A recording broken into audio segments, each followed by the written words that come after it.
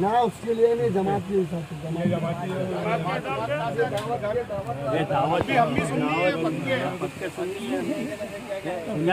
आप लोग क्या पक्के सुननी है? कौन से सुनना? तो मेरा भाई है वो, मैं भी पक्का सुननी हूँ। ये कहाँ की बात है? कहाँ पे लिखा था? वो कहे मैं तबलीगी जमात चालू है। चलो उठो, आप जाओ ना, हटो हटो, तबलीगी जमात से चालू है। चलो हटाओ, बात हुई क्या? अरे ओ आराम से, कोई दिक्कत नहीं। आपको दिया क्या बात है? बनाने के लिए बात सुनने की क्या बात है? आपको पहले कौन सी बात है? आना ही नहीं था यहाँ पे।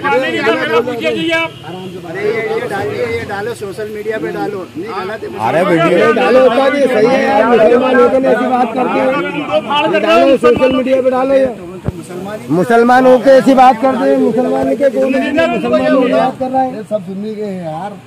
गाय के भी होते कैसी बात करते थे।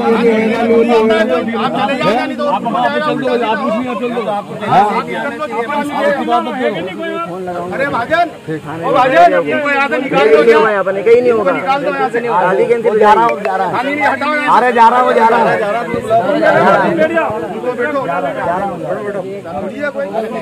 तुमसे पक्के ज्यादा सुननी है। अरे भाईजान चले जाओ। अरे थोड़ा मैं शादी में बैठा हूँ, ये गलत है, ये सब गलत है, ये